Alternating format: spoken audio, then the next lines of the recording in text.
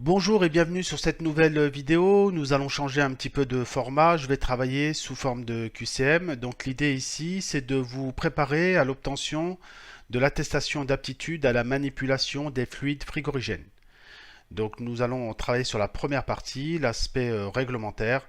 Et donc l'idée ici, c'est de vous entraîner en essayant de répondre aux questions. Donc je vais faire le travail pour vous et je vais essayer de commenter chaque réponse afin que vous puissiez progresser.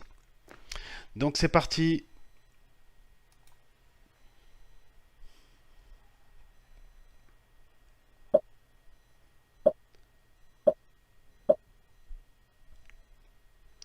Donc la molécule de chlore, elle est présente dans les HCFC. Les CFC détruisent la couche d'ozone. Les trois affirmations sont vraies.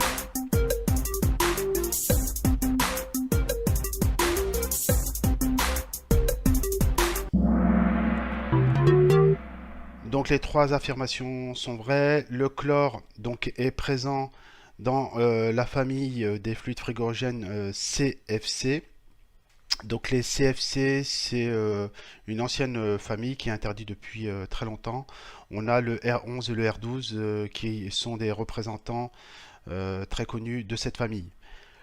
Au niveau de la famille des HCFC, donc ce sont des fluides qui contiennent aussi du chlore. Et le représentant le plus connu de cette famille, c'est le R22. Donc il a été très utilisé en froid positif et en froid négatif. Et ces deux familles détruisent la couche d'ozone, c'est pour cela qu'ils sont interdits.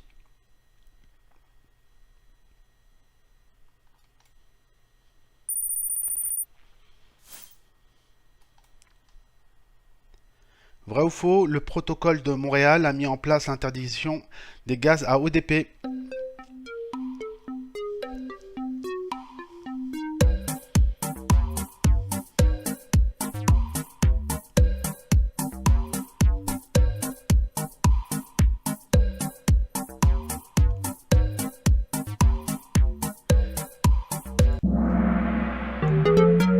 Et donc ça c'est vrai. Donc le protocole de Montréal qui a eu lieu en 1987 a procédé à l'interdiction donc de tous les gaz qui contiennent donc du chlore. Donc le chlore c'est la molécule qui est à l'origine de la destruction de la couche d'ozone. Et donc on avait à l'époque donc certains fluides comme le R11 et le R12 qui contenaient du chlore. Donc c'est pour cela qu'ils ont été interdits progressivement.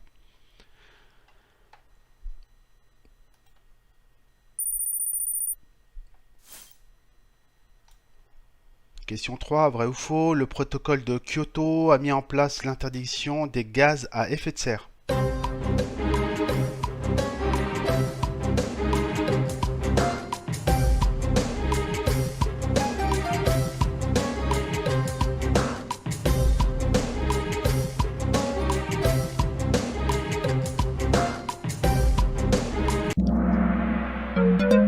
Et donc ça c'est vrai, hein. Donc les fluides qu'on utilise actuellement sont des fluides à GWP, c'est-à-dire qu'ils contribuent au réchauffement climatique.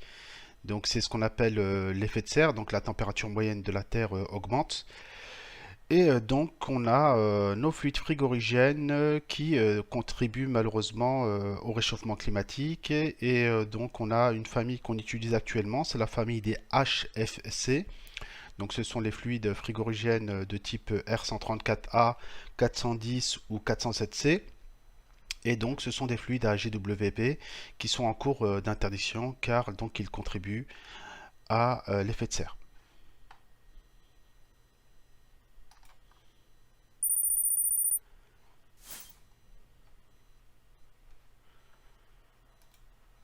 Question 4, vrai ou faux? Si une installation est non étanche, je peux charger temporairement en attendant la réparation.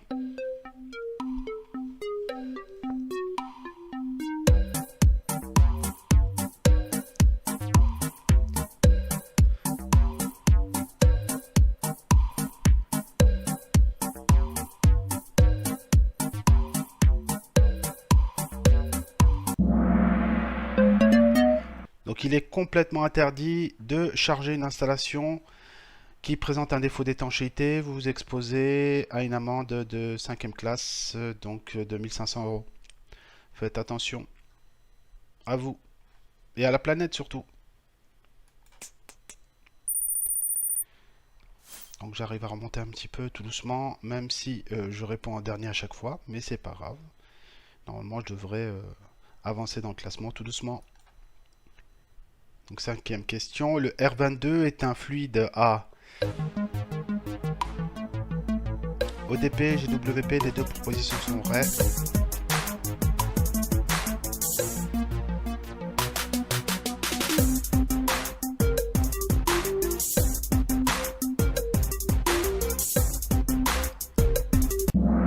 Donc les deux propositions sont vraies. Donc le R22 qui a été très utilisé donc en froid positif et en froid négatif, donc est un fluide à ODP, c'est-à-dire qu'il contient du chlore. Et aussi c'est un fluide à GWP, c'est-à-dire qu'il contribue au réchauffement climatique. Et donc c'est un fluide qui est complètement interdit depuis 2015. Et plus précisément depuis le 1er janvier 2015. Donc normalement, vous allez retrouver de moins en moins d'installations qui fonctionnent avec ce fluide frigorigène. Par contre, il est interdit de les réparer ou d'installer des machines neuves avec du fluide de type R22.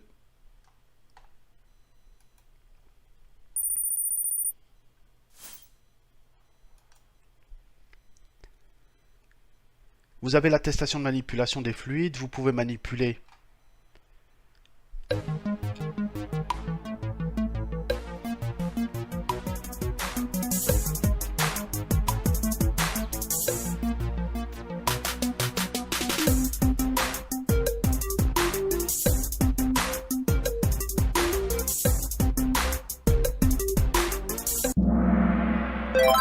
vous pouvez manipuler les trois fluides, les trois familles de fluides. Donc les CFC, R11 et R12, que vous devez récupérer et envoyer à la destruction si vous les manipulez. Les HFC, donc c'est R22, donc de la même façon, si vous récupérez du R22, il doit être envoyé à la destruction. Et vous pouvez aussi manipuler la famille qu'on utilise actuellement, les HFC, donc le R134, le 407, le 410 par exemple, ou le 404. Et eux ont une interdiction qui est en cours et chaque fluide a sa date d'interdiction qui arrivera donc d'ici 2030.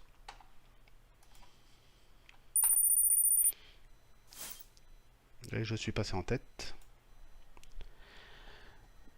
Question 7, le R134A, le 410A et le 407C font partie des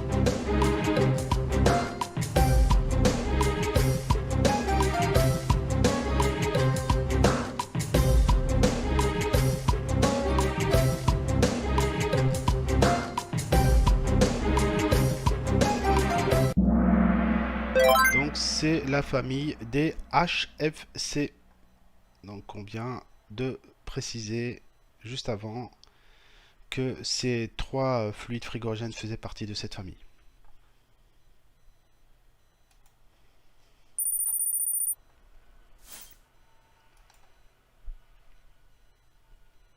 Le potentiel d'impact sur la couche d'ozone, donc c'est l'ODP, par les fluides frigorigènes. Ah, je vous ai dit la réponse, c'est pas grave. Donc le potentiel d'impact sur la couche d'ozone par les fluides frigorigènes est appelé ODP, GWP, PRP.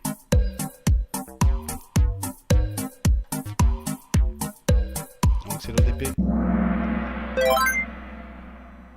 Donc l'ODP,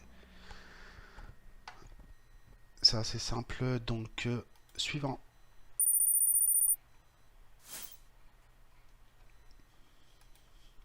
Question 9. Quel type de rayon dissocie la molécule d'ozone dans l'atmosphère?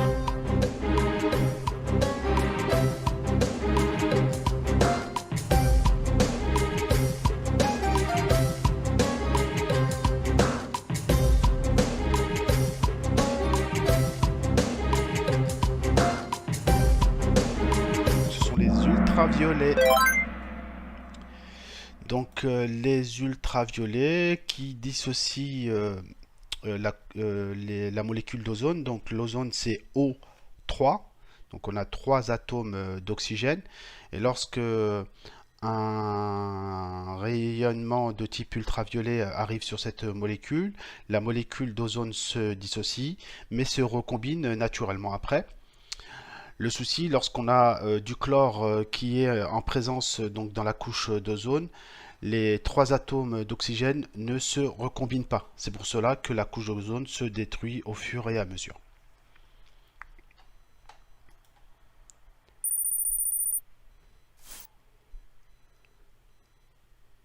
Question 10. Une fuite de 1 kg de R134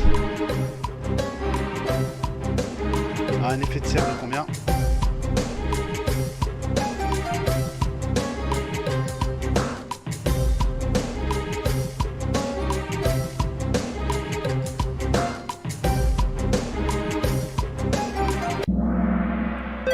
Donc, si vous rejetez 1 kg de fluide frigorigène de type R134A, cela correspond à 1430 kg de CO2.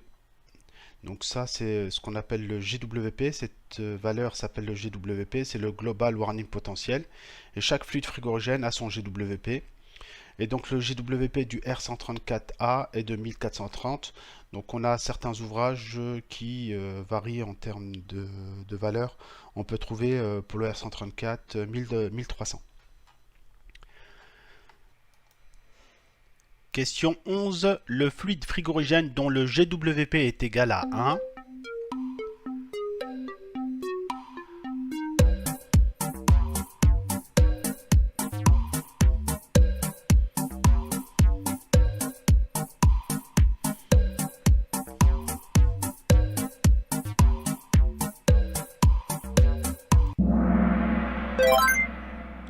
Donc c'était le CO2, le R744.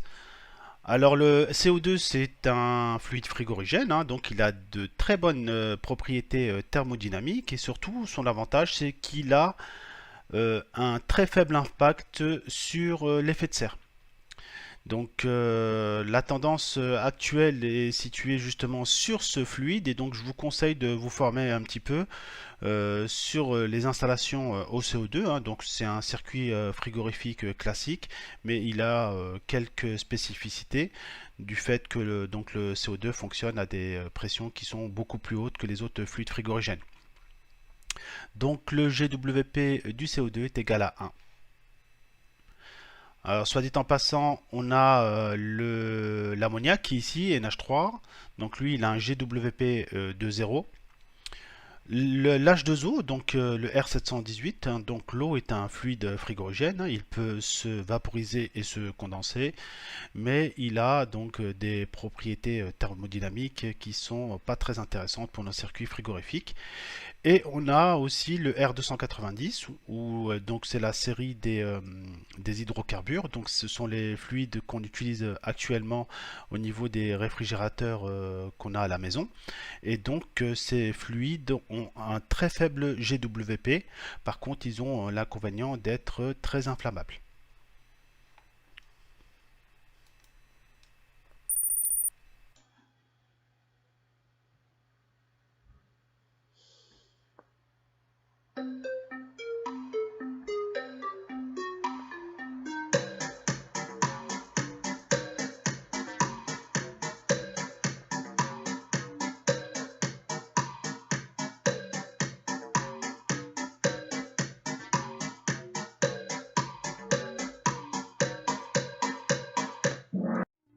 J'ai pas répondu à la question, c'est dommage, mais c'est pas grave. Donc les HFC, donc ce sont les fluides qu'on utilise actuellement. Donc ce sont les fluides qui ont remplacé les CFC et les HCFC. Et donc tous les fluides qu'on utilise actuellement, ce sont des fluides qui ont un ODP qui est égal à 0. Donc ce sont des fluides qui n'ont aucun impact sur la couche d'ozone. Donc on voit ici une photo qui nous présente la couche d'ozone qui est dans un très mauvais état. Mais bon, depuis le protocole de Montréal, la couche d'ozone s'est régénérée et a repris sa position, enfin sa situation normale. Alors, nos fluides frigorigènes qu'on utilise actuellement ont un ODP égal à 0. Question 13. Le principal contributeur à l'effet de serre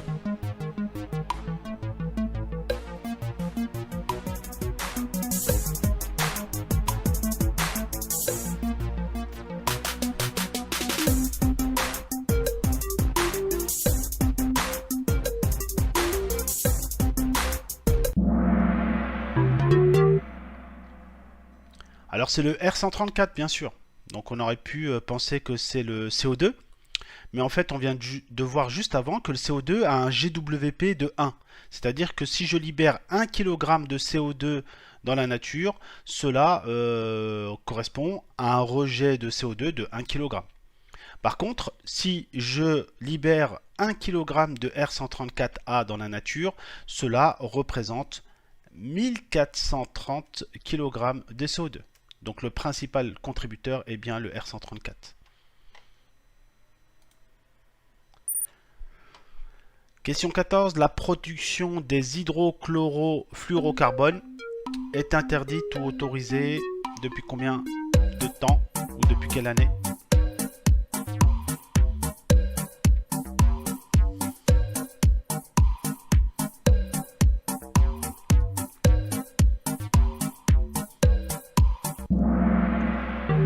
Alors les hydrochlorofluorocarbures, ce sont les fluides de la famille H, comme H ici, C de chlore et F de fluor et C de carbure, donc ce sont les HCFC, et donc cette famille était autorisée jusqu'en 2015.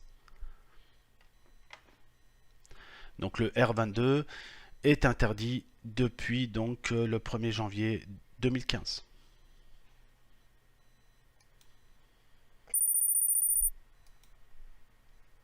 Question 15. Le fluide frigorigène dont le GWP est supérieur à 1000.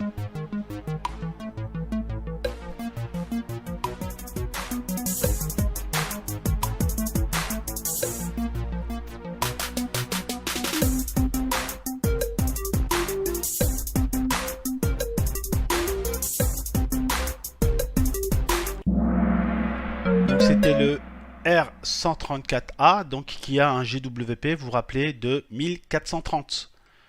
Le GWP du CO2, c'est égal à 1, et le GWP de l'ammoniac, c'est égal à 0. Donc on continue. Donc question 16. Les exploitants sont tenus de tenir un registre de suivi des fluides pour les installations.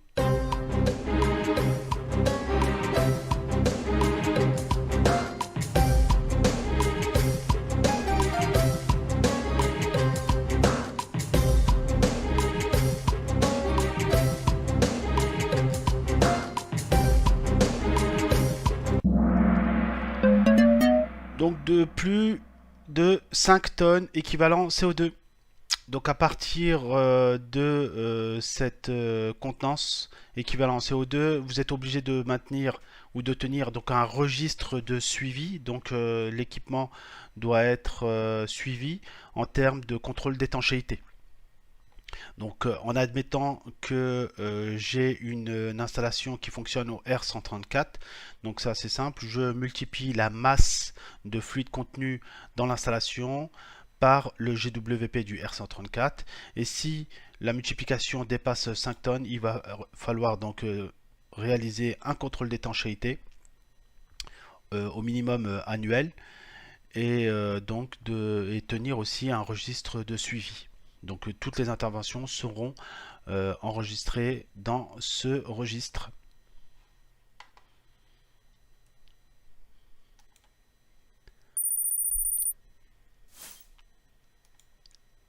Question 17. Lorsqu'un système de détection d'ambiance de fuite a été installé, la fréquence de contrôle d'étanchéité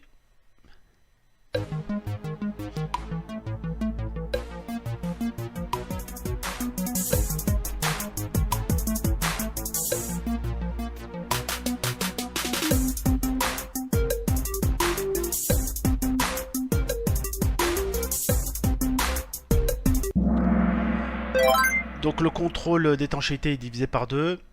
Donc ça c'est très important. Donc sur les installations qui contiennent une grande quantité de fluide frigorigène, donc plusieurs dizaines de kilos, il est intéressant d'installer un détecteur d'ambiance de fuite qui justement vous permet de diviser les fréquences donc, de contrôle d'étanchéité. Donc on verra, je vais vous présenter un petit tableau qui justement précise les différentes fréquences de contrôle en fonction des équivalents, enfin des quantités de fluide frigorigène contenues dans les installations.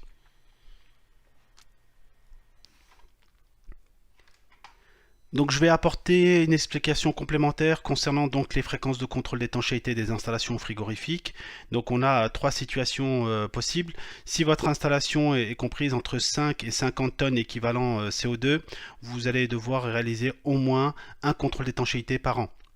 Si votre installation est comprise entre 50 et 500 tonnes, vous allez devoir réaliser donc un contrôle d'étanchéité au moins tous les 6 mois, donc c'est semestriel.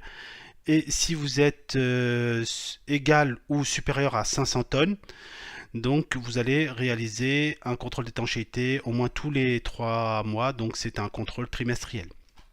À noter que si vous êtes en présence d'un détecteur fixe, les fréquences sont divisées par deux.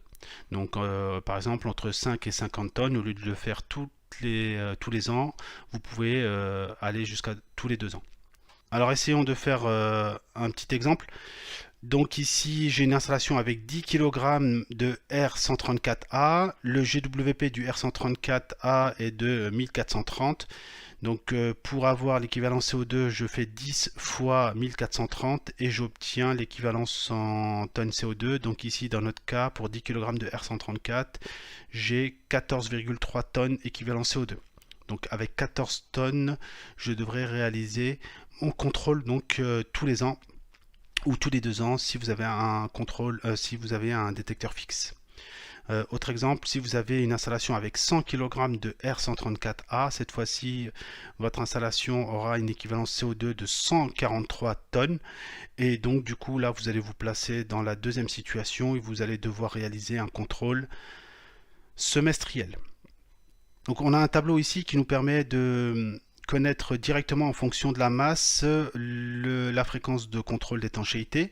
Donc si vous avez une installation qui fonctionne au R134A, donc à partir de 3,49 kg de fluide frigorigène, vous allez devoir réaliser au moins un contrôle d'étanchéité par an.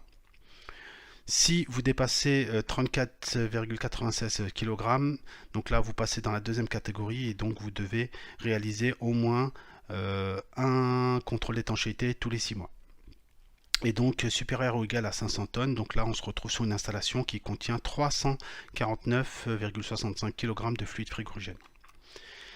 Alors on a le cas du R134A ici. On voit que le 404A, lui, qui est un fluide qui a un GWP qui est beaucoup plus élevé, a un contrôle d'étanchéité pour une masse de fluide frigorigène qui est beaucoup plus basse.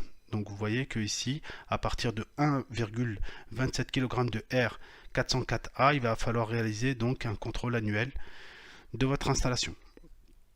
À noter qu'on a les nouveaux fluides, donc de la famille des HFO, donc par exemple le R1234ZE, qui lui a un très faible GWP, et donc lui, son contrôle d'étanchéité commence à 714 kg de fluide frigorigène dans l'installation. Donc on a de la marge avec les nouveaux fluides.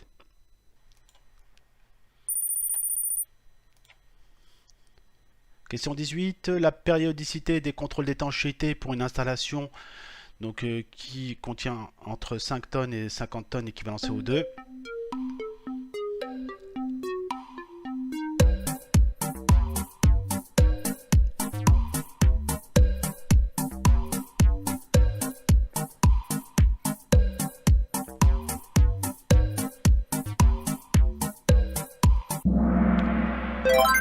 Donc c'est annuel. Donc alors ça va par multiple de 5. Donc si c'est inférieur à 5 tonnes, donc il n'y a pas de contrôle d'étanchéité à réaliser sur l'installation. Donc entre 5 tonnes et 50 tonnes équivalent CO2, vous allez devoir réaliser au moins un contrôle d'étanchéité par an.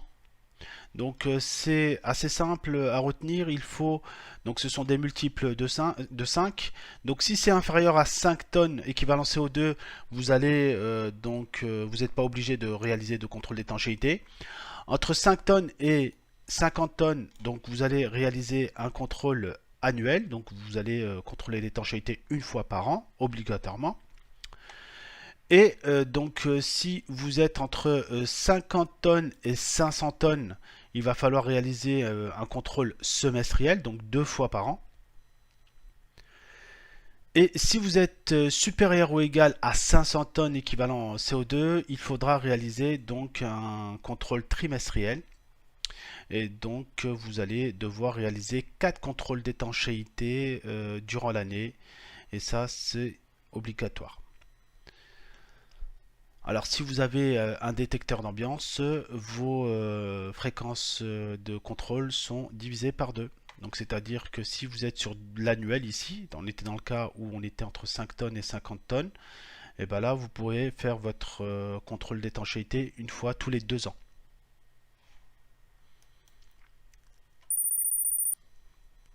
Question 19. La périodicité des contrôles d'étanchéité pour une installation équivalente équipée donc, excusez-moi, d'un détecteur. Donc la périodicité des contrôles d'étanchéité pour une installation équipée d'un détecteur égale à 500 tonnes.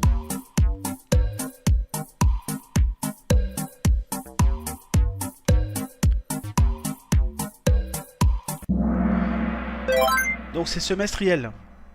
Alors pourquoi 500 tonnes, donc égal à 500 tonnes, donc déjà normalement sans détecteur on est sur du trimestriel. Donc vous vous rappelez, multiple de 5, donc en dessous de 5 tonnes, pas de contrôle obligatoire.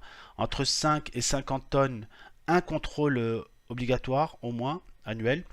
Entre 50 et 500 tonnes, c'est semestriel.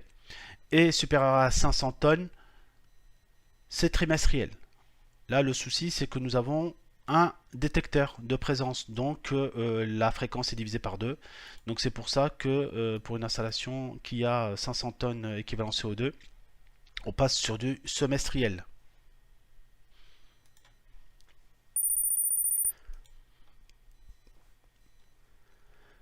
Un détecteur manuel d'étanchéité doit posséder les caractéristiques minimales suivantes.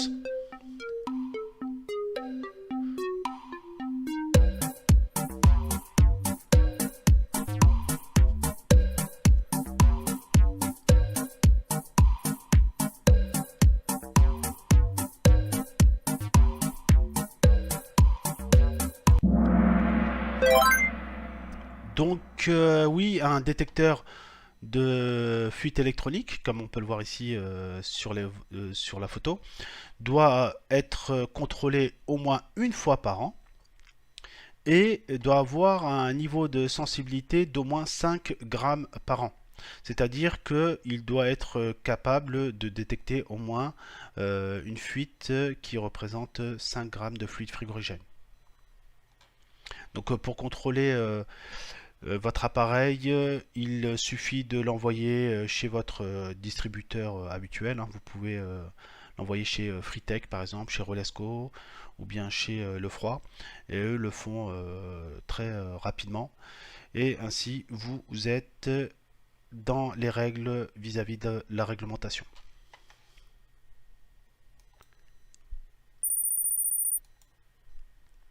Question 21. L'étiquetage des équipements contenant du fluide à effet de serre est obligatoire et comprend.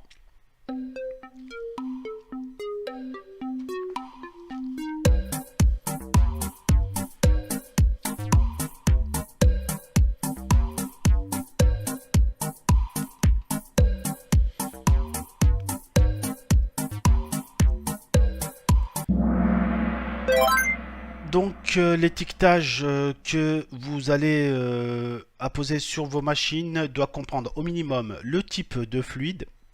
Donc ici on a une case qui est réservée donc au fluide et surtout sa masse.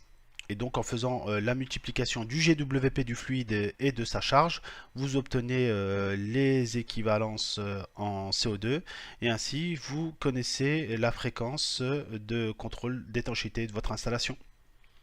Donc le GWP c'est pas une caractéristique obligatoire qui doit apparaître donc sur votre étiquette ni la quantité d'huile du compresseur.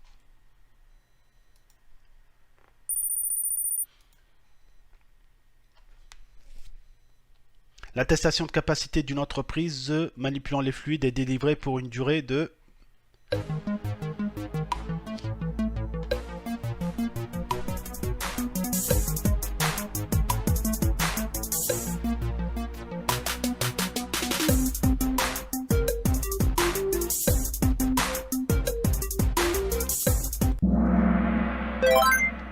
Je pense que vous avez eu bon sur cette question. Donc l'entreprise, elle, doit donc être titulaire d'une attestation de capacité. Et donc cette attestation est valable 5 ans. Alors pour pouvoir obtenir cette attestation de capacité, donc les entreprises doivent se plier à certaines obligations. En particulier donc avoir au moins un technicien qui a donc l'attestation d'aptitude de manipulation des fluides frigorigènes, d'avoir les équipements obligatoires donc pour pouvoir manipuler, donc manomètre, balance, station de transfert, etc. Donc il y a une liste très précise de matériel à avoir, et aussi justifier du suivi de mouvement de fluide. Donc l'entreprise devra chaque année réaliser un bilan de ces mouvements de fluide frigorigène qu'il devra donc transmettre à son organisme qui donc lui a décerné l'attestation de capacité. Et donc là, cette attestation est valable 5 ans.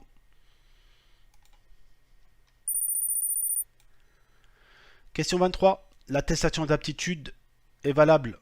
Donc on revient sur la même question. Cette fois-ci, je pense que vous allez répondre assez facilement.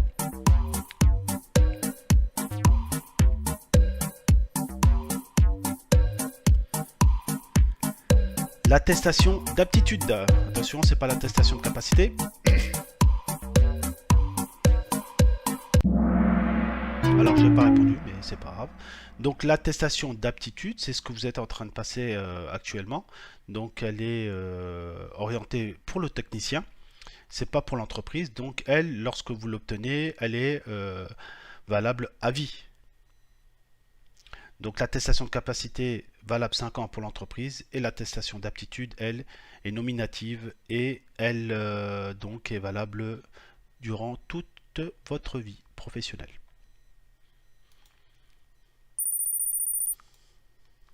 Question 24. L'attestation à la manipulation des fluides frigorigènes est...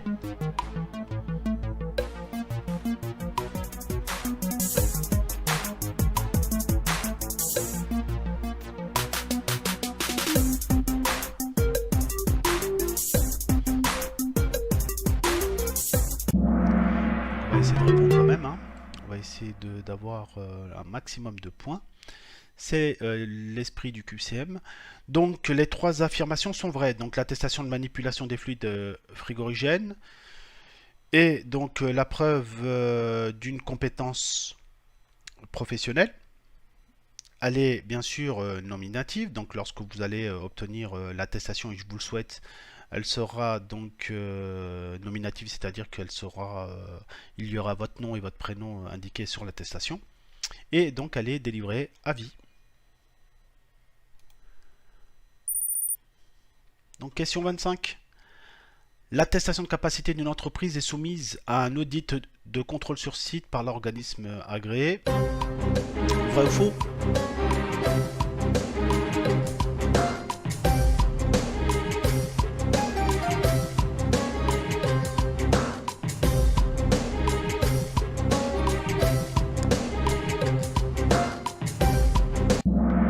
Donc ça c'est vrai. Donc, lorsque l'entreprise obtient son attestation de capacité, elle sera au moins une fois auditée durant les 5 ans. C'est-à-dire qu'on aura l'organisme agréé. Donc l'organisme agréé, ça peut être Veritas, ça peut être Socotec, ça peut être... il y en a d'autres, SGS. Et vous allez être contrôlé au moins une fois durant les 5 ans. Donc c'est pour ça que tous les documents qui sont liés à la manipulation par exemple des fluides frigorigènes, les registres d'entretien des chambres froides, etc., sont à garder durant les 5 ans.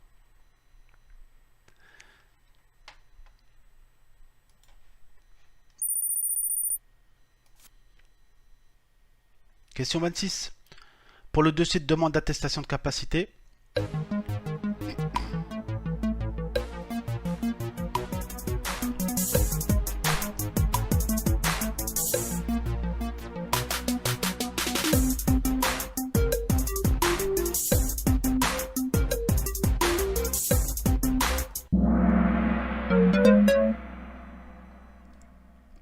donc les trois affirmations sont vraies. Donc pour votre dossier de demande d'attestation, il faudra donc justifier de la détention de l'outillage, hein, comme on l'a dit tout à l'heure. La liste est très précise, mais bon, vous, je pense que vous avez une idée. La station de récupération, le détecteur de fuite électronique, le thermomètre, le manifold avec les flexibles avec leur robine obturateur, une balance de précision. Vous devez aussi justifier du mouvement des fluides frigorigènes et transmettre le bilan chaque année à votre organisme de contrôle. Vous devez aussi justifier de l'entretien de l'outillage spécifique. Donc comme on l'a dit, par exemple, au niveau du détecteur de fuite électronique, il faudra le contrôler une fois par an, mais c'est valable aussi pour le manomètre. Il faudra donc vérifier qu'il indique la bonne pression au moins une fois par an. La station de récup, donc, et le thermomètre et la balance aussi. Donc tout cet outillage est à contrôler au moins une fois par an.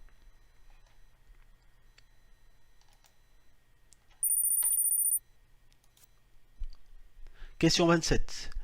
Le détenteur d'un équipement dont la charge est de 5 tonnes conserve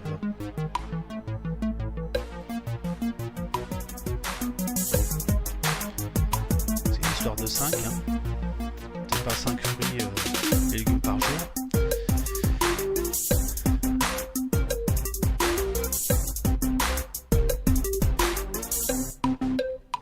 Donc 5 ans, j'ai pas répondu assez rapidement, c'est pas grave. Donc dans la mesure où votre attestation de capacité dure 5 ans, tous les documents doivent être donc conservés au moins 5 ans.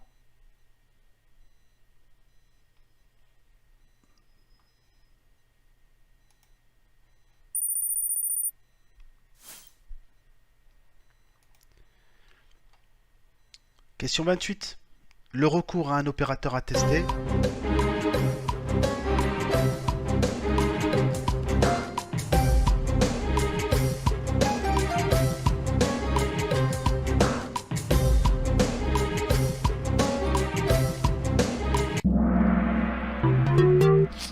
donc les trois affirmations sont vraies. Donc le recours à un opérateur attesté, donc c'est un opérateur, c'est une entreprise qui a son attestation de capacité. Donc elle est obligatoire pour une mise en service, pour une réparation de fuite et pour un contrôle d'étanchéité.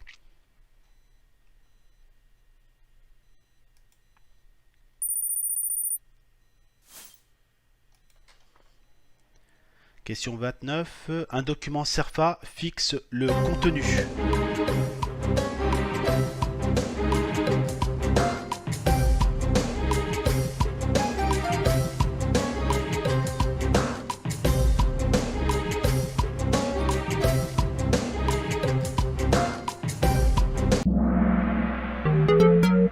Donc le document CERFA est un document réglementaire que l'on doit compléter après chaque intervention sur un circuit frigorifique. Donc bien sûr c'est un document qui permet de préciser l'intervention. Il permet aussi de certifier l'étanchéité du circuit. Et aussi, il permet de suivre vos déchets. Donc, si vous avez par exemple récupéré du fluide frigorigène qui est tout simplement interdit ou qui est pollué, vous allez remplir un CERFA avant la restitution de votre fluide frigorigène au distributeur.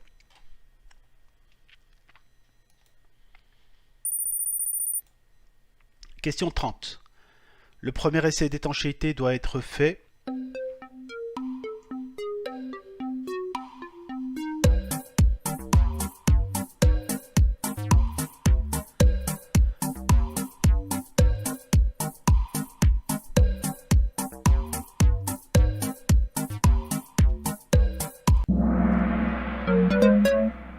Avec de l'azote. Donc oui, effectivement, donc on utilise de l'azote pour tester l'étanchéité après la réparation sur un circuit frigorifique. Donc bien sûr, on n'utilise pas de fluide frigorigène puisque on n'a pas la certitude que notre circuit est étanche. On n'utilise pas de l'eau ni la technique du tirage au vide poussé. Donc c'est pas assez précis. Même si donc vous tirez au vide et que votre manomètre indique -1, cela n'est pas la preuve que votre circuit est étanche et peut supporter donc la pression HP et la pression BP qui sera donc obtenue au moment de la mise en service du circuit. Donc c'est pour cela qu'on va utiliser une bouteille d'azote. Et donc l'idée c'est d'éprouver votre installation. Donc côté HP avec la pression de fonctionnement habituelle, donc c'est la pression de condensation. Et côté BP, on peut monter jusqu'à 10 bars. Donc c'est la valeur généralement qui est indiquée sur les manomètres à aiguille. Donc attention, côté BP, ne pas injecter plus de 17 bars, parce que généralement c'est la pression limite de fonctionnement de votre pressostat BP.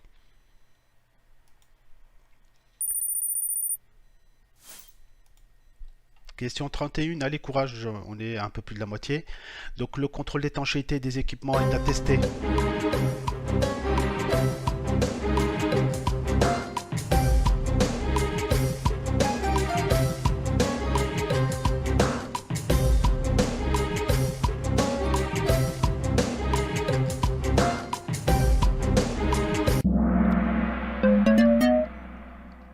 Donc lorsque vous avez testé l'étanchéité de votre installation, vous devez apposer sur votre équipement une étiquette bleue ici qui prouve donc que votre installation est étanche. Et donc si votre installation n'est pas étanche, vous devez apposer une pastille rouge.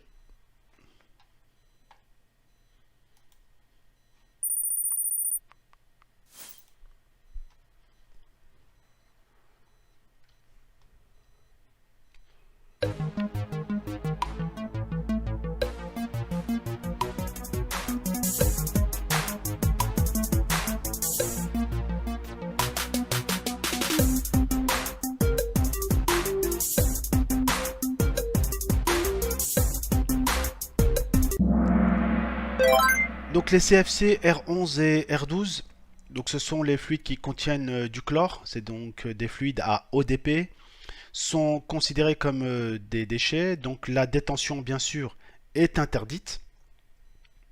Donc si vous avez du R11 ou du R12 stocké à l'atelier, il faut absolument les remettre à votre distributeur afin qu'ils soient détruits.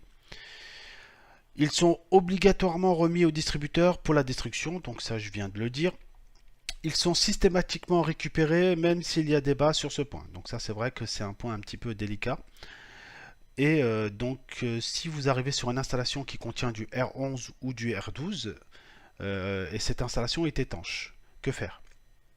Est-ce qu'on récupère le fluide et on recharge avec du fluide qui est autorisé, ou est-ce qu'on laisse tourner la machine sachant qu'elle est étanche?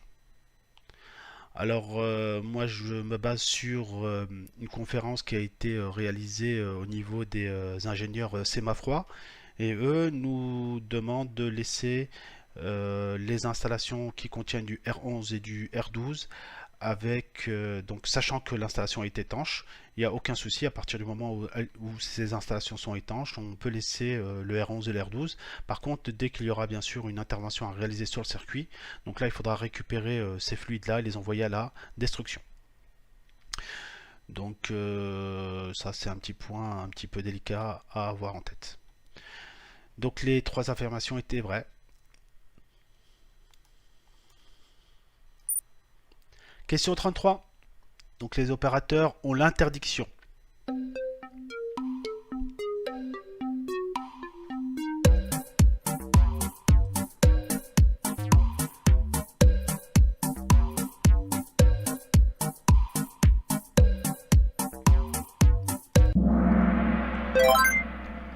Donc ils ont l'interdiction de stocker les CFC.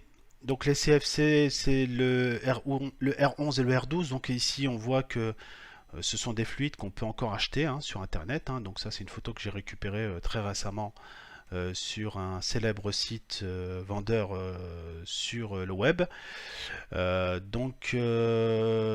Ils ont surtout pas l'interdiction de remettre au distributeur les fluides récupérés, c'est plutôt une obligation. Donc à partir du moment où l'entreprise récupère du fluide, elle doit les remettre au distributeur. Quand on dit récupérer, c'est du fluide qui est pollué, c'est du fluide qu'on ne peut pas réinjecter dans les installations. Donc les entreprises doivent remettre au distributeur ces fluides-là. Oui, parce qu'il y a une petite différence entre fluide récupéré et fluide transféré. Un fluide qui est transféré, c'est un fluide qu'on va stocker dans une bouteille de transfert et qu'on va réutiliser car il est encore en bon état. Par contre, un fluide que l'on récupère, c'est un fluide qui est pollué et qui n'est plus utilisable. Donc c'est pour ça qu'on l'envoie au distributeur pour la destruction. Et donc l'opérateur, bien sûr, ont l'obligation de remettre les emballages vides. Lorsque vous achetez une bouteille de fluide frigorigène, par exemple de R134A, une fois que vous avez vidé votre bouteille, il faudra remettre votre emballage à votre distributeur habituel.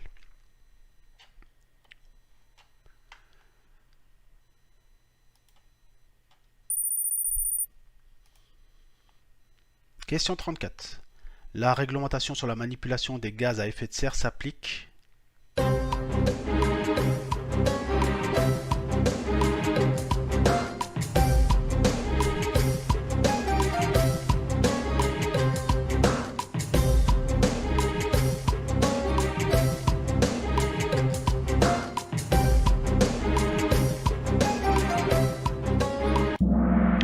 Trop tard. Ah si, non, j'ai réussi. Ah non, temps écoulé, dommage. Donc, quelle que soit la contenance, donc quelle que soit la contenance de votre installation, la réglementation s'applique sur vos installations. Donc on peut être dans le cas d'une petite installation de type split system, donc c'est un petit climatiseur que l'on retrouve souvent dans les maisons individuelles. Donc ce sont des machines qui contiennent généralement moins d'1 kg de fluide frigorigène, et donc là pour intervenir et manipuler le fluide, il faut malgré tout avoir une attestation d'aptitude à la manipulation des fluides frigorigènes. Donc c'est encore plus le cas lorsque nous avons une installation qui contient des quantités très importantes de fluide frigorigène. Alors il ne faut pas confondre la quantité ici de fluide frigorigène avec le contrôle d'étanchéité. Le contrôle d'étanchéité, lui, se base plutôt sur la quantité de fluide multipliée par le GWP du fluide concerné. Donc la réglementation s'applique quelle que soit la contenance. Et même si vous avez un petit frigo ménager, un réfrigérateur que l'on retrouve donc dans nos maisons qui contient 100 g de fluide frigorigène, vous devez faire appel à un technicien qui a l'attestation d'aptitude.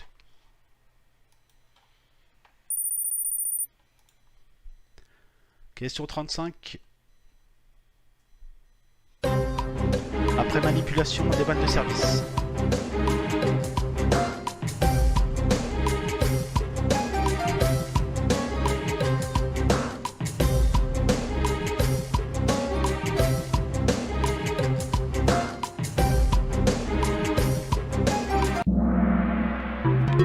Alors toutes ces affirmations sont vraies. Donc si vous me suivez un petit peu sur la chaîne YouTube, Vous avez remarqué que je vérifie toujours, je contrôle toujours l'étanchéité au détecteur de fuite électronique des vannes de service après l'intervention.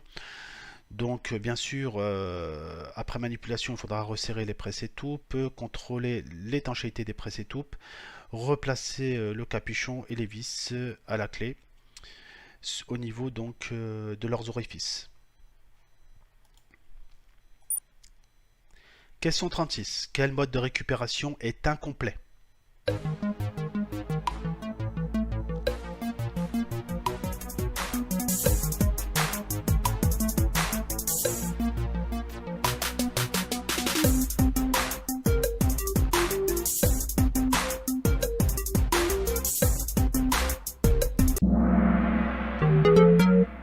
Alors le mode de récupération qui est incomplet, c'est le mode de récupération uniquement sur le liquide. Donc si vous récupérez uniquement le liquide, il y a toujours des vapeurs dans votre circuit. Donc il faudra veiller à récupérer le liquide et la vapeur.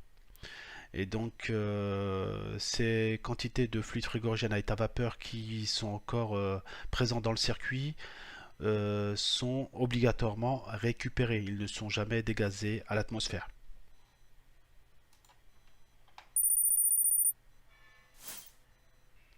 Question 37. Quel mode de récupération est complet?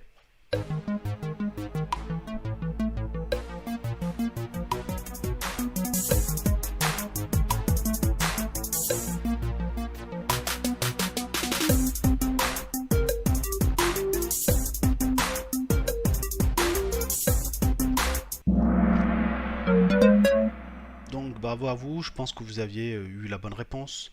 Donc là, cette fois-ci, le mode qui est complet, c'est la récupération du fluide frigorigène, bien sûr, à l'état liquide, et la vapeur. Donc bien sûr, on va récupérer plus facilement le liquide que la vapeur, hein. Donc c'était liquide plus vapeur, la bonne réponse. Question 38. Avec une machine de récupération liquide-vapeur, où préfère-t-on récupérer le fluide frigorigène?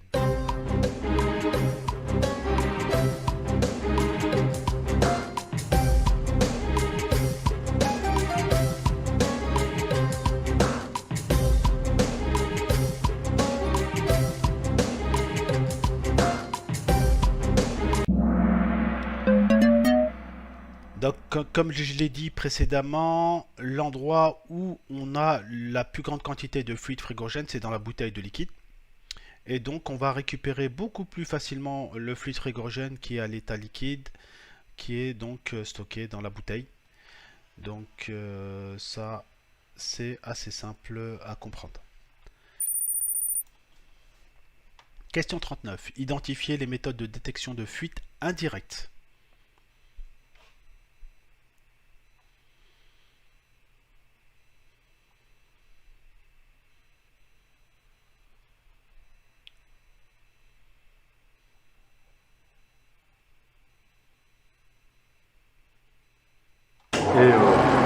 Attends. Donc toutes ces méthodes sont indirectes. Donc on part sur le principe que vous êtes sur une installation et vous voulez confirmer ou affirmer qu'il y a la présence d'une fuite. Donc soit vous utilisez une méthode indirecte ou soit vous utilisez une méthode directe. Alors pour la méthode indirecte, alors analyser par exemple le registre de l'équipement et mesurer les pressions HP et BP. Donc ça c'est une méthode indirecte. Dans la mesure où vous allez réaliser une analyse. Donc vous allez voir que il y a eu par exemple un certain nombre d'interventions et à chaque intervention le technicien a fait un complément de charge. Donc ça c'est le signe indirect qu'il y a une fuite au niveau de notre installation. Vous allez aussi contrôler l'intensité du compresseur. Donc si l'intensité est faible, ça c'est le signe qu'il y a un manque de fluide frigorigène dans l'installation. Et là aussi vous pouvez être amené à déduire que vous avez une fuite de fluide frigorigène. Lorsque vous avez un voyant qui bulle, donc là on n'a pas très bien vu la vidéo, mais donc un voyant qui bulle aussi est le signe d'un manque de fluide frigorigène sur la ligne liquide.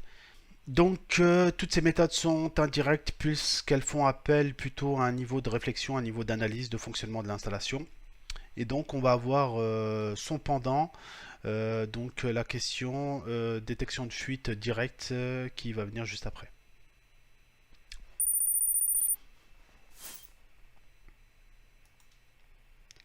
Question 40, identifier les méthodes de détection de fuite directe cette fois-ci.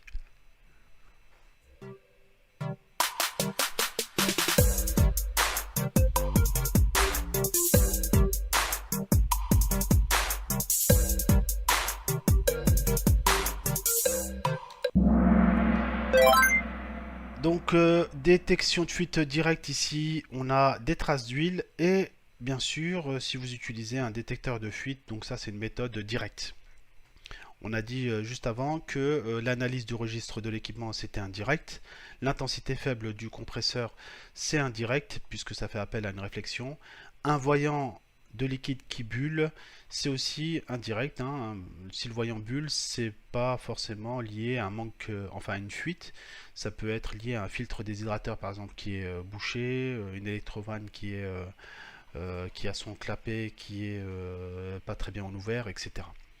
Donc là, méthode de détection de fuite directe, trace d'huile et détecteur de fuite. Question 41, donc on est sur les 10 dernières questions. Pour la catégorie 1 d'attestation d'aptitude, pour charger en fluide frigorigène, je peux utiliser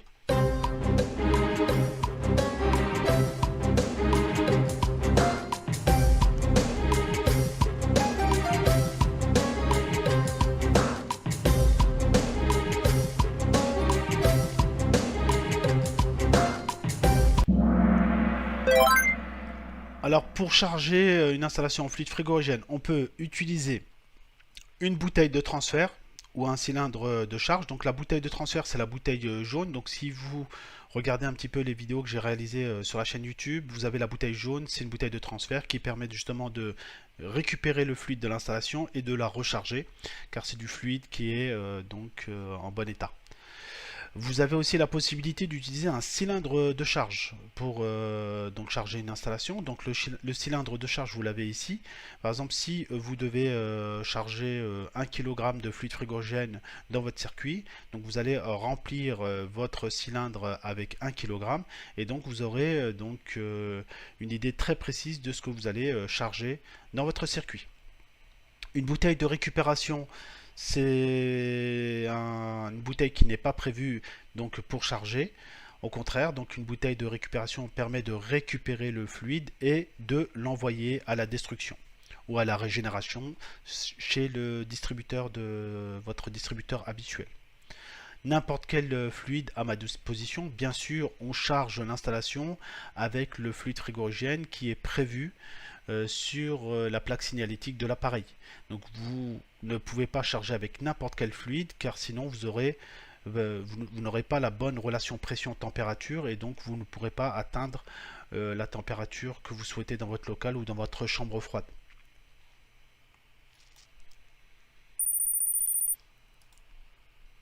Question 42. Le technicien réalise tout type d'intervention sur des équipements, quelle que soit la quantité de fluide. Donc là, c'est les différentes catégories.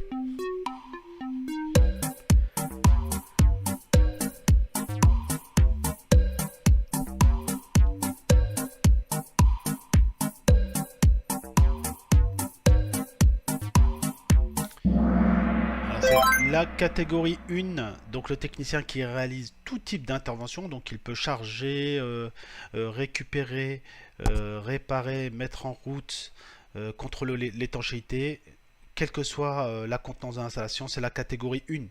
La catégorie 2, donc comme ça on va pouvoir faire un point sur les différentes catégories. La catégorie 2, donc lui c'est un technicien qui peut réaliser tout type d'intervention, mais lui il est limité aux installations qui contiennent moins de 2 kg de fluide frigorigène. Donc par exemple un artisan qui pourrait installer des split systems dans des maisons individuelles par exemple. Catégorie 3, donc c'est une catégorie qui est liées aux déchetteries et à la récupération des fluides des appareils électroménagers. Donc, si votre frigo est envoyé à la destruction en déchetterie, le technicien ou l'ouvrier qui se retrouve donc en déchetterie a l'obligation de récupérer le fluide frigorigène avant de détruire l'appareil. Donc, lui doit avoir une attestation de catégorie 3. Et la catégorie 4, lui, réalise uniquement des contrôles d'étanchéité. Donc lui, on peut imaginer que c'est une fiche de poste dans un hôpital ou dans une très grande usine avec beaucoup de matériel frigorifique. Et donc on a un technicien qui a cette attestation-là, qui va réaliser donc les contrôles trimestriels, semestriels ou annuels sur chaque équipement. Question 43. Intervention sur les circuits frigorifiques des systèmes de climatisation des véhicules. Alors, c'est une catégorie que je n'ai pas précisée avant, donc là, je pense par déduction, vous pouvez trouver la bonne réponse.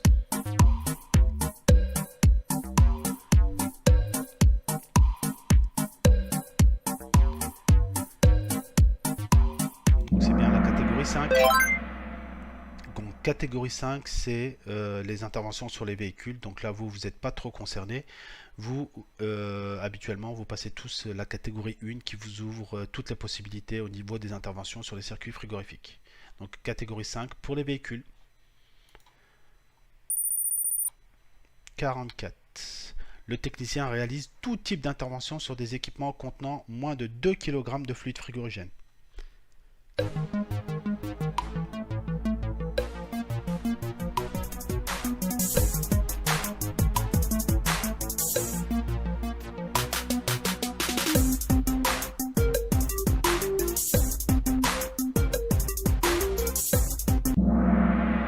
Donc là, c'est la catégorie 2. Donc la catégorie 1 et 2 sont très proches, hein. C'est juste la contenance de l'installation qui fera la différence. Catégorie 1, lui, il n'y a pas de limite en termes de contenance. Par contre, la catégorie 2, elle, est limitée en contenance d'installation. Donc le technicien ne pourra pas dépasser 2 kg en contenance dans le circuit au niveau donc, de notre fluide frigorigène. 45. Le technicien réalise uniquement des contrôles d'étanchéité sur des équipements contenant du fluide frigorigène.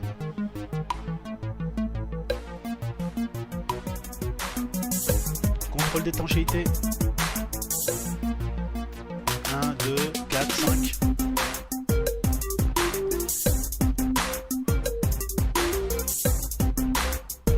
Donc c'était la catégorie 4.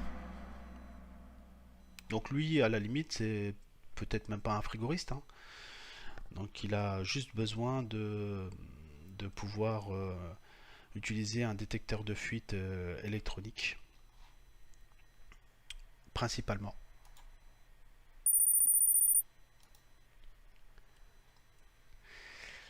Le technicien réalise uniquement la récupération de fluide de 2 kg de fluide frigorigène.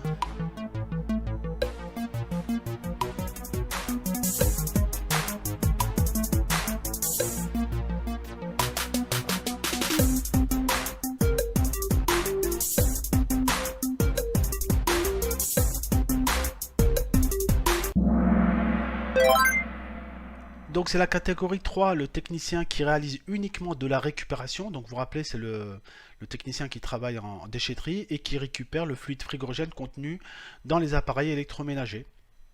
Donc ça c'est la catégorie 3.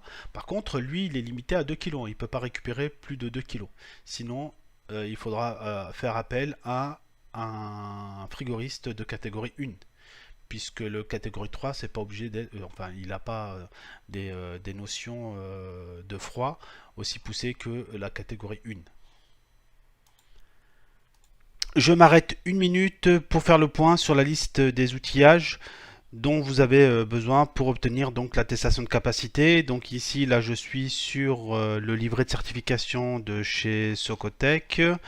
Et donc, page 7, normalement, de mémoire, on a, donc c'est la page 9, on a la liste de l'outillage à avoir par catégorie. Donc, pour la catégorie 1 et 2, Voici la liste des outils. Donc on doit avoir au moins une bouteille de récupération, donc c'est les bouteilles vertes, une station de charge et de récup, donc ça c'est la station de transfert, un détecteur de fuite électronique, des raccords flexibles avec obturateur, donc ce sont des flexibles jaunes, bleus et rouges avec des petits robinets au bout.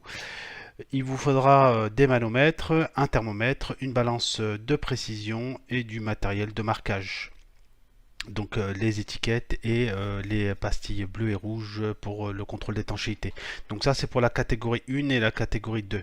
Donc dans la mesure où le technicien réalise les mêmes opérations, c'est juste une différence de contenance qu'il y a entre les deux catégories. Pour la catégorie 3, donc c'est le technicien qui récupère le fluide frigorigène en déchetterie. Donc lui, il aura besoin d'une station de transfert, d'une bouteille de récupération donc par type de fluide, des manomètres et une balance pour donc mesurer la masse de fluide récupéré à chaque intervention.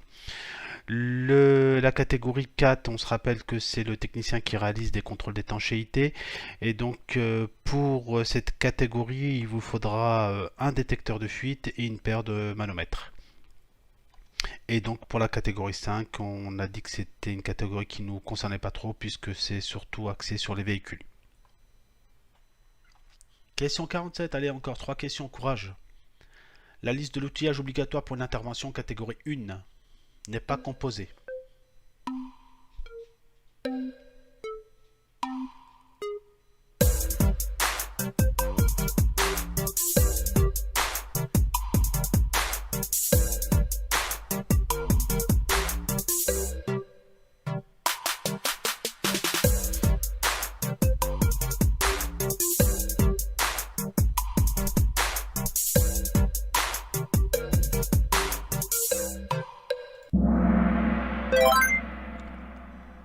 Alors tout le matériel qui est ici en rouge, donc c'est le matériel obligatoire pour pouvoir intervenir avec la catégorie 1. Par contre, donc là on va faire le tour et puis on verra ce qui n'est pas obligatoire. Donc bien sûr il faudra un détecteur de fuite, un thermomètre électronique, des raccords flexibles avec obturateur, donc ça c'est obligatoire, une bouteille de récupération, un groupe de transfert et le matériel de marquage. Donc ça c'est les outillages pour pouvoir intervenir en catégorie 1 et donc c'est l'outillage obligatoire pour obtenir l'attestation de capacité au niveau des entreprises. Au niveau de l'outillage qui n'est pas obligatoire, donc la pompe à vide, paradoxalement, elle n'est pas obligatoire. Hein. Donc là, on a la réglementation qui est assez claire à ce niveau-là et la liste de l'outillage définit très précisément ce qu'on a l'obligation d'avoir. Et la pompe à vide ne fait pas partie de l'outillage obligatoire. Hein. La réglementation, elle, va se concentrer uniquement sur le fait que vous allez pouvoir récupérer votre fluide frigorigène ou intervenir sur l'installation sans perte de fluide frigorigène dans l'atmosphère. Donc si vous utilisez une pompe à vide, c'est très bien puisque lors d'une intervention, si vous injectez l'air contenu dans l'effectif par exemple, ben, votre machine va fonctionner avec des incondensables et donc vous allez avoir des soucis en termes de fonctionnement. Donc la pompe à vide, elle est indispensable au niveau de la manipulation, mais elle n'est pas obligatoire au sens de la réglementation. Le coupe-tube, bon, c'est un outillage plutôt de façonnage et de pose des équipements. Donc lui, il n'est pas obligatoire, même si couper avec une scie à métaux, c'est pas très recommandé. Le contrôleur électrique également, donc c'est un outillage que vous allez avoir dans le camion, mais qui n'est pas obligatoire. Question 48. Les opérateurs adressent chaque année leur bilan de fluide frigorigène.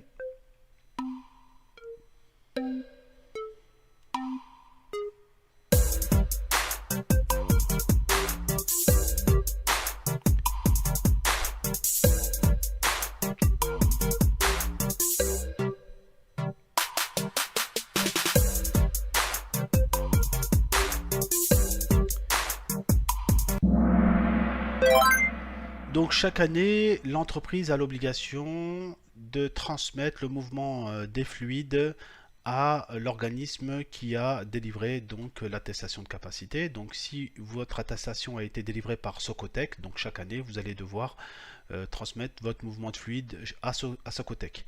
Donc généralement les organismes mettent en place des plateformes sur internet avec des tableaux, et donc pour chaque fluide vous allez devoir compléter donc le stock que vous aviez au début de l'année, les fluides que vous avez achetés, les fluides que vous avez rechargés, les fluides que vous avez aussi récupérés pour la destruction, et le stock que vous avez à la fin.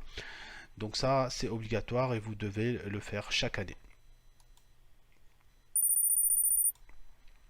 Question 49. Toute opération de dégazage dans l'atmosphère d'un fluide est interdite.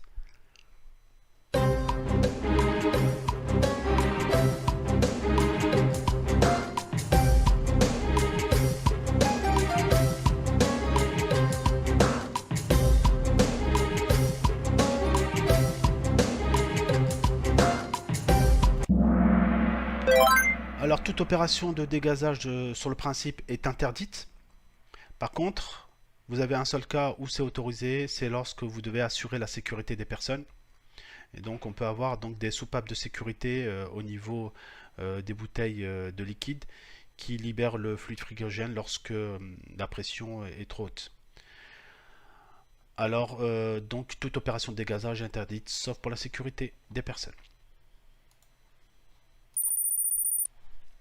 Dernière question, bravo à vous si vous avez tenu jusque-là. Une bouteille de récupération peut-elle être remplie au maximum en phase liquide?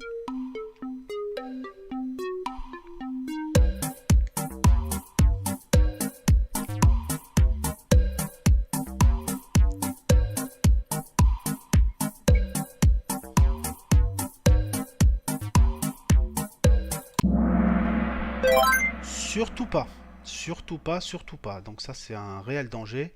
Alors attention à vous. Donc là on a une bouteille de récupération. Vous voyez c'est une bouteille de couleur verte. Et donc on a la possibilité, on le voit ici, pour chaque type de fluide, de remplir la bouteille ici avec la masse de fluide ici. Par exemple le R134, dans cette bouteille on pourra remplir uniquement 13 kg de fluide frigorigène. Donc attention de ne pas dépasser cette masse, sinon vous allez remplir donc la bouteille sur une proportion qui est trop importante. Donc là vous allez dépasser à peu près 80% de la contenance. Et là si vous placez votre bouteille par exemple dans votre camion et que nous sommes sur une journée un peu trop chaude, il y a un fort risque d'explosion puisqu'il y a une relation entre la pression et la température. Et donc s'il fait très chaud dans votre camion, la pression dans la bouteille va augmenter, il y a un fort risque donc d'explosion. Donc bravo à vous si vous avez pu tenir jusqu'à la dernière question. Donc il n'y a pas beaucoup de surprises, mais je suis arrivé premier. Hein. Donc